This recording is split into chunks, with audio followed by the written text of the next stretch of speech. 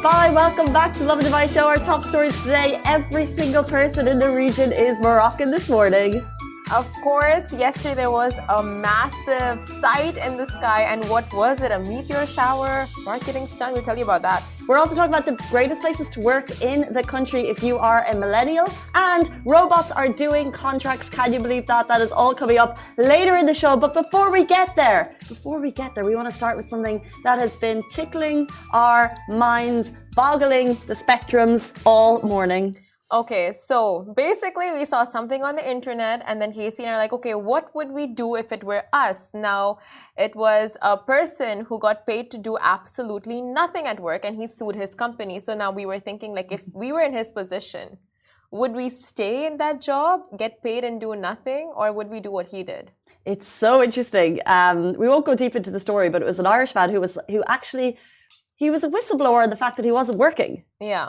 But he was getting a tasty salary, right? He was getting like over 100,000 euros. So he's getting a lot of money, but to do nothing. Could you be fulfilled getting paid, but actually going to work every day and having zero tasks? Yeah, like nothing. So your skills... Sounds pretty regular, right? But people in the comments, so whichever publication put this story up, in the comments, people were just like, okay, give me this man's job, like first world problems. And they were just like really calling this guy out for,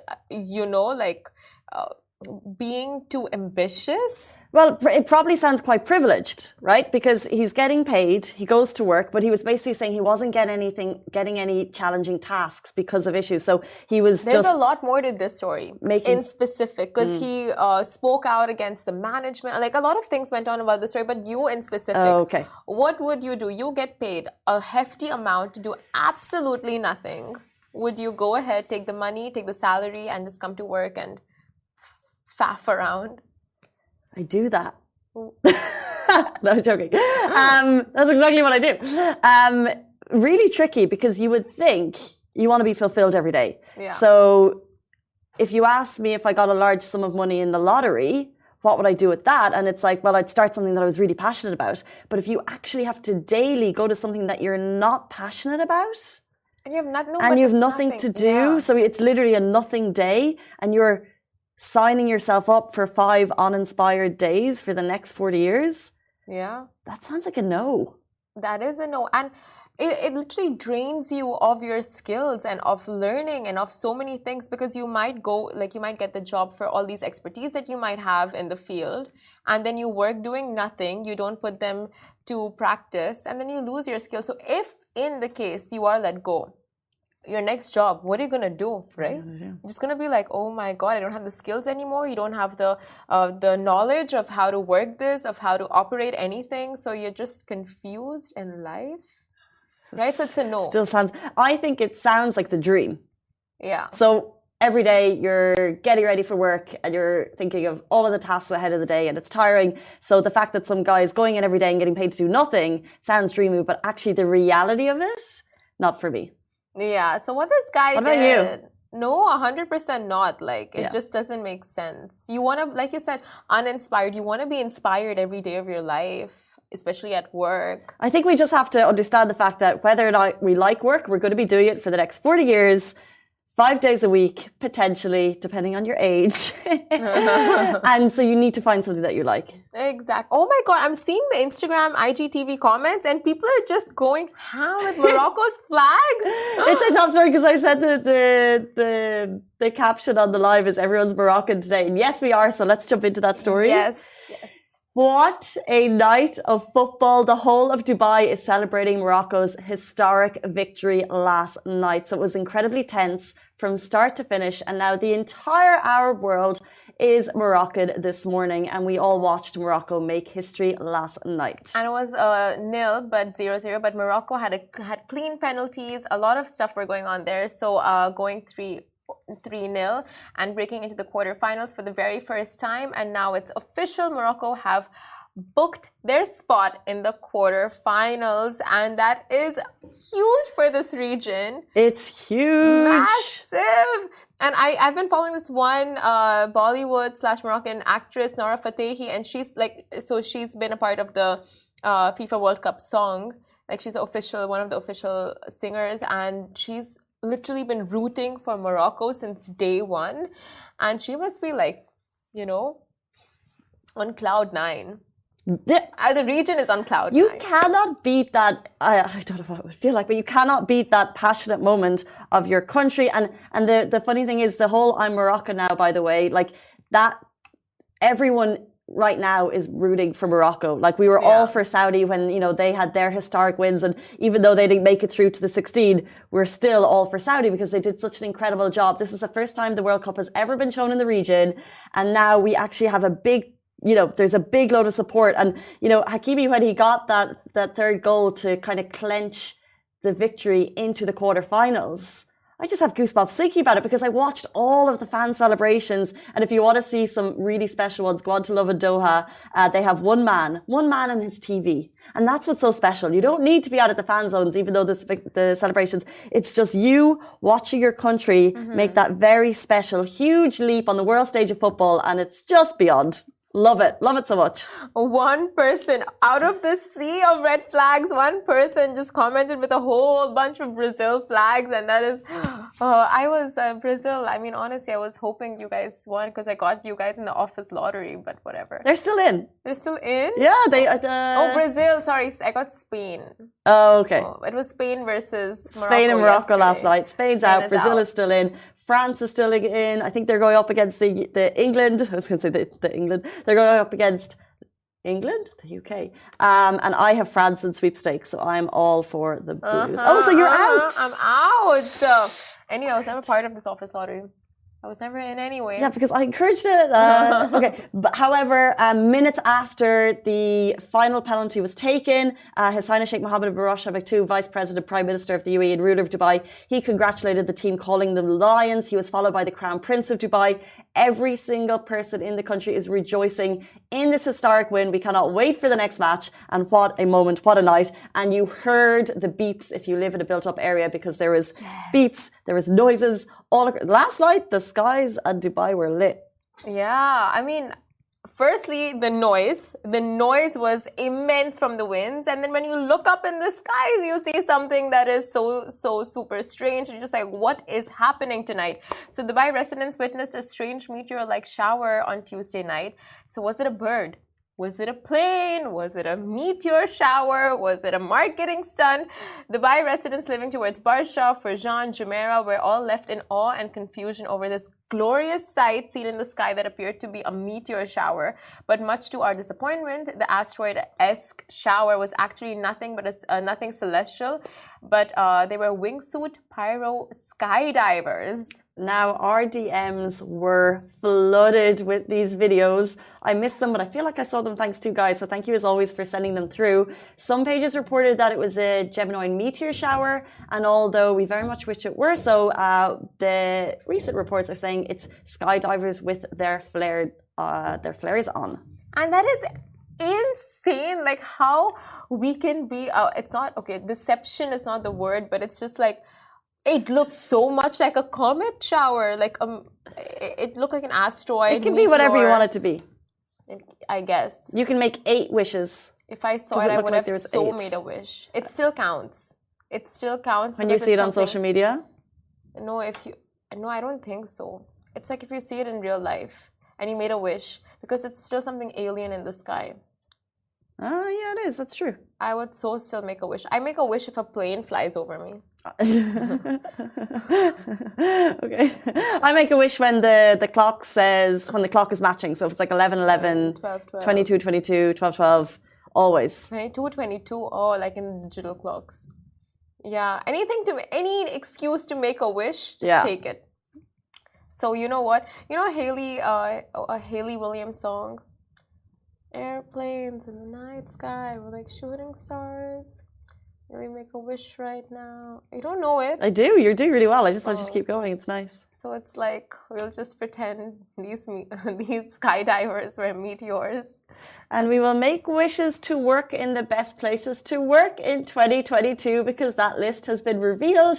And we'll move on to our next story. So a survey of thousands of people across the Middle East asked, and millennials answered. And this was the Great Place to Work survey, and they have revealed the top 10 places to work in the country if you are a millennial. Where do the millennials want to work? And we're going to tell you now. So we're going to go in descending order, starting with 10, McDonald's.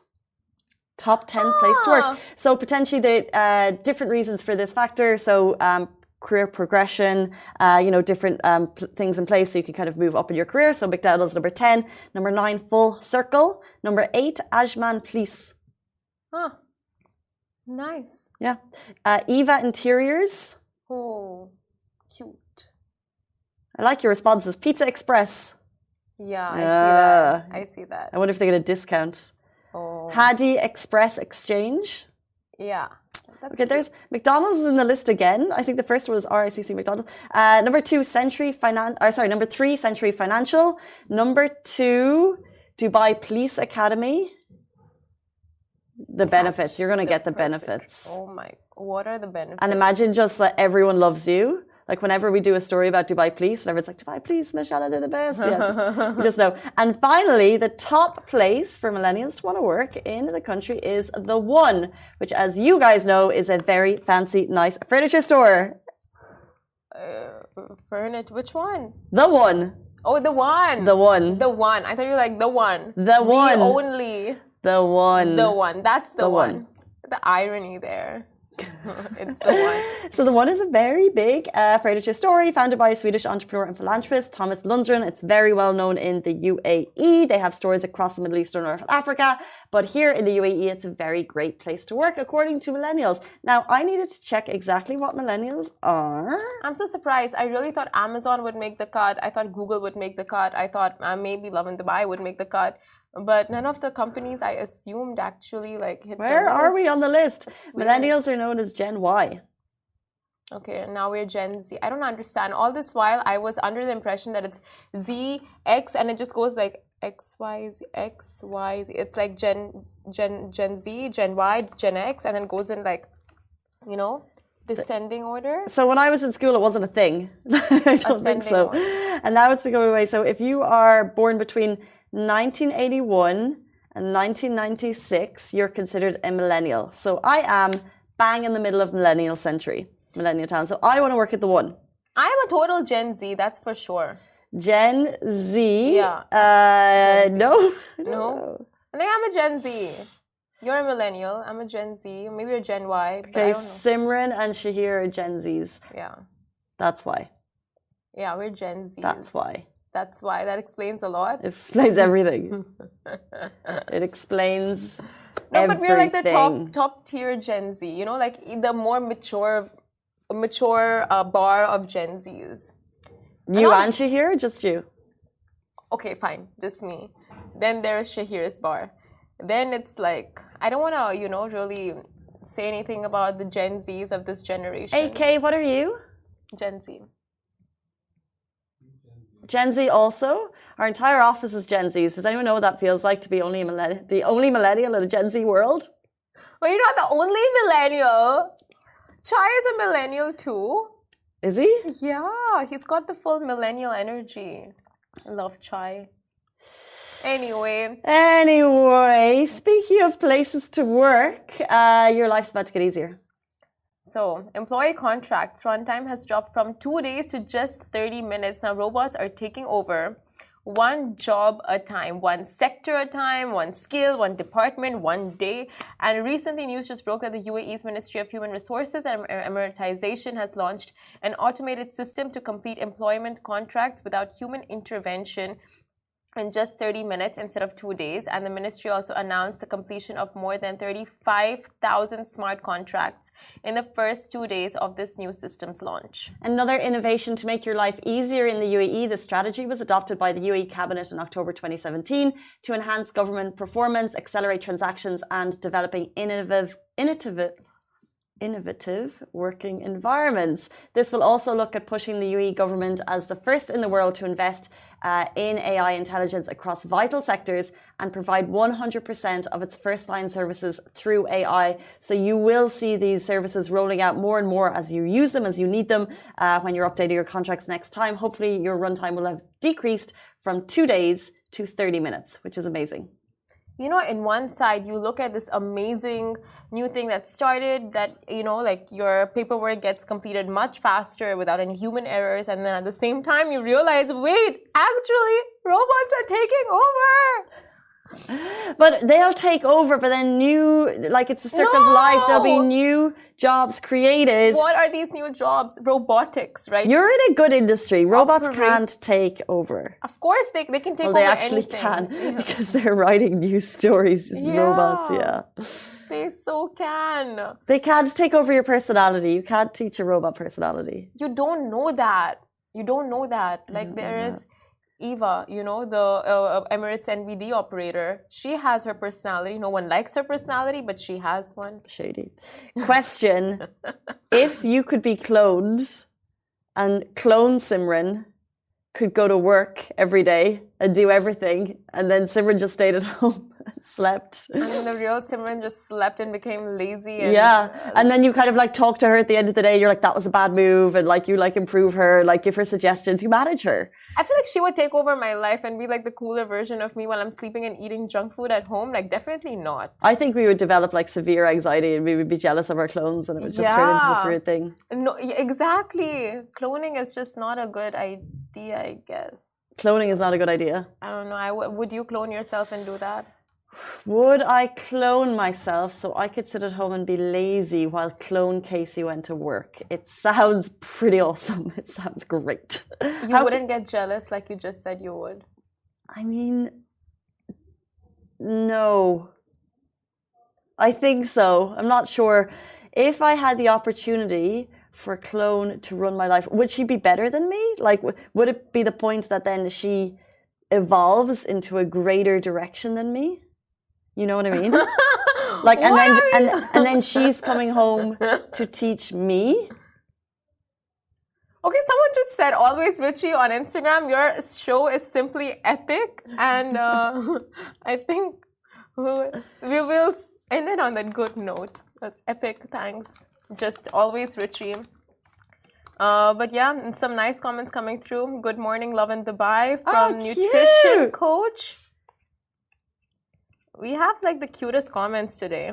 Let's see. Robots are always over humans, so humans. Oh my god. Happy birthday to you. Happy birthday to you. I so saw this comment. Happy birthday, dear Simran. Thanks. Happy birthday to you.